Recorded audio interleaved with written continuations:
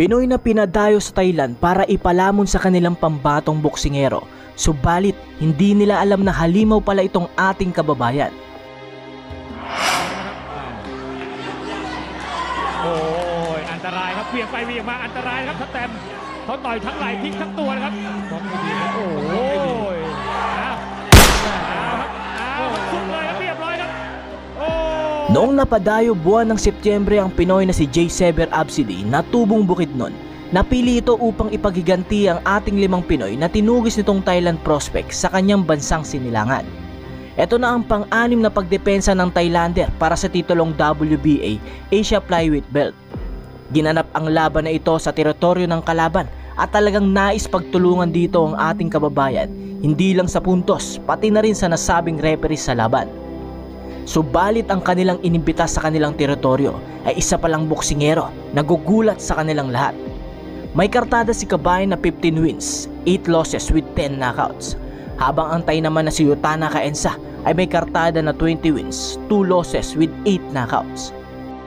Kaya naman huwag na natin patagalin pa at panoorin natin ang isang nakakatindig balahibo na gumulat sa lahat ng Thailand crowd. 112 ปอนด์ WBA นี่เราเล็กกว่าเยอะเลยครับเอาละครับไม่ใช่งานง่ายเป็นมวยซ้ายด้วยครับเอาแสลงปินด้วยครับตอนนี้มาเสริมทีมงานของ Galaxy บอกคุณหมอเสงครับที่ให้การสนับสนุนทางด้านการถ่ายทอดสดและก็สนับสนุนนัก แสงสุริยะชัดด้วยครับในทีมงานของสิทธิ์หมอเสงคงจะลุ้นอยู่หน้าจอช่อง 7 สีแล้วครับขณะนี้เพราะว่าสแตมเองก็สวม Maganda at malakas sa mga patama ni kabayan para sa umpisa ng unang round. ติดผิดซองนะครับคุณยายทัศน์วันนี้โอ้ยนี่นะครับมาแล้วครับท่าสนี้ครับ เมื่อสักครู่นั้นติดไม่ทัน ต้องระวังครับต้องระวังครับ ซ้ายตรง โอ้โหเอาครับเดี๋ยวต้องดูครับระยะยาว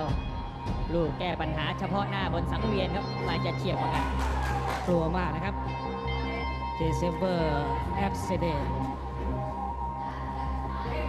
เราต้องรัดกุมนะครับต้องรัดกุมแล้วนะครับ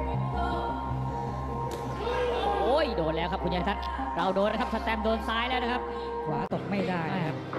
โอ้ยมาแรงมาเร็วครับซ้ายหน้าของสแตมแฟนๆอย่าละสายตาครับมวยอย่างนี้ถูกคู่ถูกครับนั่นครับดูครับ ต้องไม่ตกนะครับ ซ้ายคนหนึ่งขวาออกแล้วต้องแม่นจริงๆนะครับหมายชุดแล้วครับมาต้องระวังครับ เอฟเซเดนี่ไม่ธรรมดาจริงๆครับโอ้โหเลยจากประชิดโดนขวาเราเหมือนกันครับน่าจะมีช็อตเด็ดจากช่อง7 สีนะครับอย่างนี้เอาครับหัดมาสวยๆนะครับทีมงานตัดต่อเอาครับได้ดูดีแน่ครับเขาเปิดใส่เราแล้วนะครับต่างคนต่างเวียงไม่โดนโอ้ย น่ากลัวมากเลยครับเจฟเซเด เอาละครับโดนเลี้ยงเตะโอ้ยนี่โอ้โหนานๆจะดูมวยสากลแบบมันๆถูกคู่สักทีครับ นี่ตื่นเต้นแล้วนะครับในขณะนี้นี่ถือว่าเกมตื่นเต้นแล้วเดี๋ยวดูครับจะเป็นหนังจีนหรือว่าหนังอินเดียนะครับดึงมานี่มีสั้นหายอยู่ มหาวิทยาลัยกรุงเทพธนบุรีนะครับขอบคุณบริษัทหมอเสงไทยแลนด์จำกัดเครื่องดื่ม M150 คุณ Isang himala na lang ang inaabangan nitong Thai para talunin ng Pinoy sa hirap makapasok sa mga suntok ni kabayan at halos saluhin na lang nito ang mga suntok ni Jay Sever. กิรินครับกีฬาเขาทราย Galaxy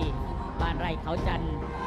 น้ำสนุกแล้วนะครับวันนี้แต่ละคู่นั้นเข้มข้นเหลือเกินครับ เชื่อว่าสแตมนั้นน่าจะเริ่มจับทางแอฟเซเดแต่ว่ามาน่ากลัวเลยครับมาแบบนี้น่ากลัวมาก แล้วต่อยแรงนะครับเจทันแยบกระแทกนี่ไม่มีเบาๆเลยนะครับทางด้านของแหม่ชื่อแล้วปีเสน่ห์ด้วยครับเราตัดสีก้านได้นี่การยืนบนปลายเท้าการดึงตีนเอา2 รายนี้มารวมกันนะครับเรานั้นหนักก็จริงแต่ว่าเขาชักเร็วกว่าเราครับนี่ครับ ใครจะหนักกว่า ลูกสปินแรงแม่นนะครับ เท่าที่เห็นขณะนี้นะครับลูกดึงหลบของเจฟเซเดทำได้ดีครับนี่โดนแล้วครับเราโดนแล้วนะครับ โอ้ยอันตรายครับเปลี่ยนไปเปลี่ยนมาอันตรายครับสแตมเขาต่อยทั้งไหล่พลิกทั้งตัวนะครับ บอกให้ดีครับ โอ้ยสุดเลยครับเรียบร้อยครับโอ้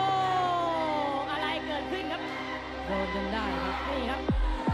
4 นี่ครับ 5 6 7 โอ้โห 10เลยครับโอ้โหดูครับแลกกันไปจังหวะเราไปติดเชือกนะครับ ดูครับดีใจครับอาการดี Maganda ang naisip ni kabayan na hindi baguhin ang kanyang pagiging agresibo Dahil bahay ito ng kanyang kalaban, para makaiwas sa desisyon at hindi mauwi sa dayaan, ay isang knockout victory ang pinamalas nito. Isa lang ang ibig sabihin ng ating pambato. Ayaw niya na mauwi sa puntusan ng laban at sa ganon, hindi masayang ang kanyang pagdayo at maibawi na rin ang ating mga Pinoy na tinalo nitong Thailander. Kaya naman ang itsura ng kalaban ay talagang namilipit at gulat na gulat ang kanyang mga kababayan.